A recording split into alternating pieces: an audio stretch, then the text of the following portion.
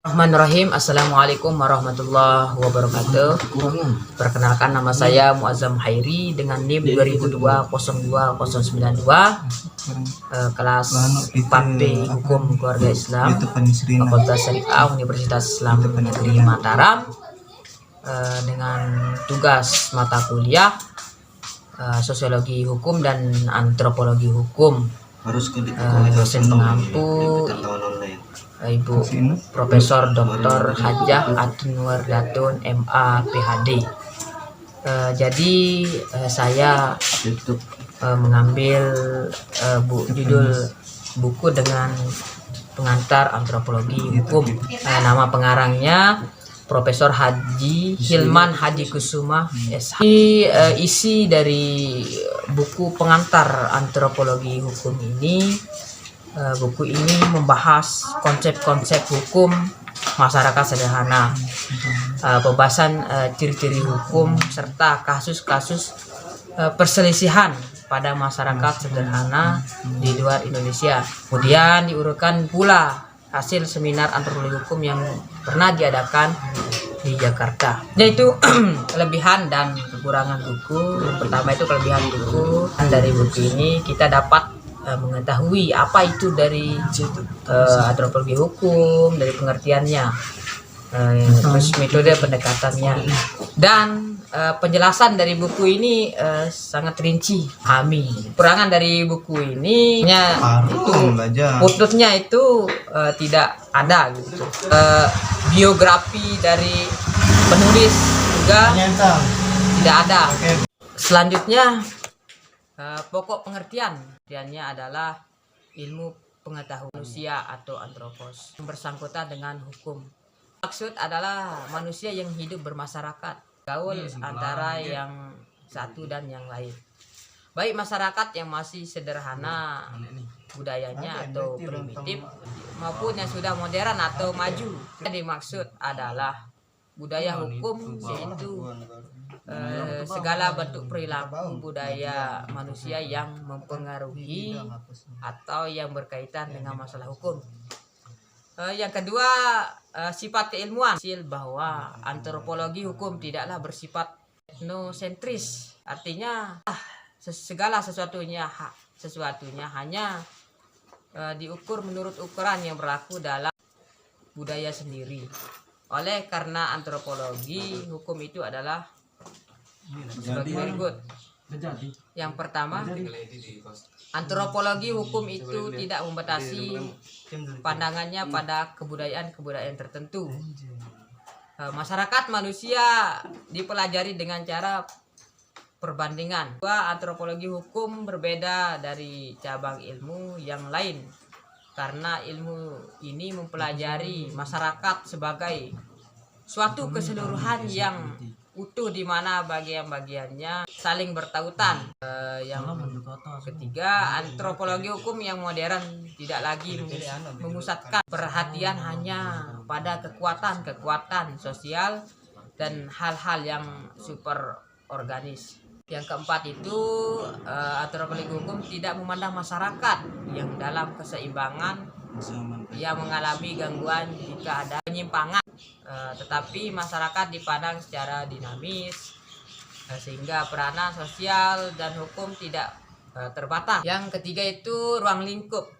Dikemukakan masalah pokok yang merupakan ruang lingkup antropologi hukum sebagai berikut. Yang pertama, apakah dalam setiap masyarakat terdapat hukum dan bagaimana karakteristik hukum yang universal? Bagaimana hubungan antara hukum dengan aspek kebudayaan dan organisasi sosial? Yang ketiga, mungkinkah mengadakan tipologi hukum? Keempat itu, apakah tipologi hukum itu berguna untuk menelaah hubungan antara hukum dan aspek kebudayaan dan organisasi sosial? Mengapa pula hukum itu berubah? Yang kelima itu, bagaimana cara mendeskrip sistem hukum? Apakah akibat jika sistem hukum dan subsistem hukum antara masyarakat dan kebudayaan yang saling berhubungan, dan bagaimana kemungkinan untuk membandingkan sistem hukum yang satu dan yang lain.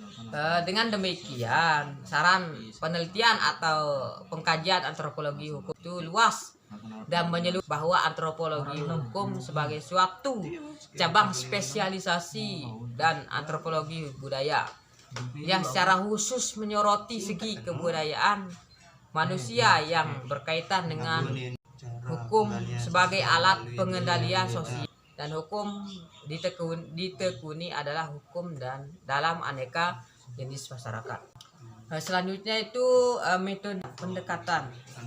Jadi cara kita mempelajari antropologi hukum dengan cara pendekatan atau metode yang bagaimana kita melakukan studi terhadap sebagai perilaku manusia yang menyangkut hukumnya itu.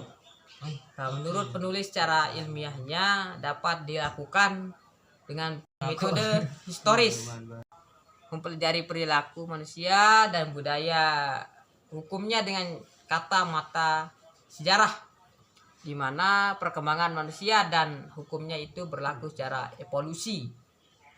Artinya berkembang dengan lambat dan berangsur-angsur. Mulai dari kehidupan manusia yang masih sederhana dan kelompok-kelompok keluarganya yang kecil-kecil berkembang menjadi kesatuan kerabat atau suku, kesatuan tetangga atau dusun, kemudian berangsur-angsur menjadi ketentuan masyarakat daerah atau desa, marga, daurah, dan akhirnya menjadi kesatuan masyarakat dengan sistem pemerintahan negara yang maju atau modern. Yang kedua itu metode normatif eksploratif. Jadi cara pendekatan dengan metode normatif eksploratif yang dimaksud ialah mempelajari manusia dan budaya hukumnya dengan bertitik tolak pada norma-norma atau kaidah-kaidah hukum yang sudah ada, baik dalam bentuk kelembagaan maupun dalam bentuk perilaku. Jadi terlebih dahulu dilakukan penjajakan atau eksploratif terhadap norma-norma hukumnya yang ideal yang dihendaki berlaku. Oleh karenanya Hobel menggunakan istilah yang merupakan metode ideologi. Yang ketiga itu metode deskriptif perilaku. Jadi pendekatan antropologi hukum dengan metode deskriptif perilaku ialah cara mempelajari perilaku manusia dan budaya hukumnya dengan melukiskan situasi hukum yang nyata. Cara ilmiah ini menyampingkan norma-norma hukum yang ideal yang diciptakan berlaku tertulis atau tidak tertulis, sehingga ia merupakan kebalikan dari metode normatif eksploratif. Jadi metode ini tidak bertitik tolak dari hukum yang eksplisit atau terang dan jelas. Aturannya yang positif dinyatakan berlaku, tapi yang diutamakannya adalah kenyataan-kenyataan hukum yang benar-benar nampak dan situasi hukum atau peristiwa hukumnya. Yang keempat, metode studi kasus. Jadi cara pendekatan antropologi hukum dengan metode studi kasus yang dimaksud ialah mempelajari kasus-kasus peristiwa hukum yang terjadi, terutama kasus-kasus perselisihan. Studi kasus sifatnya induktif, artinya dari berbagai kasus yang dapat dikumpulkan, kemudian data-data yang dianalisis secara khusus lalu dibandingkan dengan ketentuan yang umum, peristiwa perilaku yang terjadi dan berlaku, dibandingkan dengan norma-norma hukum yang ideal, yang eksplisit, dianggap masih tetap berlaku. Dengan demikian, studi kasus berbeda dari metode deskriptif eksploratif. Oleh karena studi ini masih tetap berpegang dengan norma-norma hukum yang dihendaki berlaku.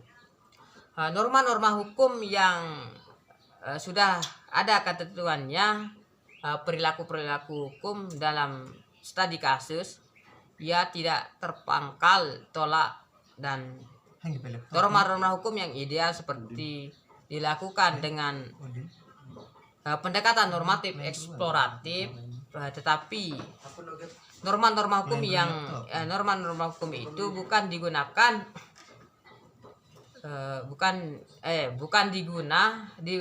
sejak permulaan, melainkan ditempatkan di belakang pada bagian terakhir. Oleh karena norma-norma hukum itu berperanan untuk menemukan jurisprudensi yang dalam kenyataannya berlaku. Saya simpulkan, antropologi hukum itu adalah suatu bidang khusus atau suatu spesialisasi dari antropologi budaya yang menjadi ilmu pengetahuan yang berdiri sendiri. Suatu pengetahuan tidak mengandung tiga hal, yaitu adanya objek, metode dan sistem yang satu dan lain berkait.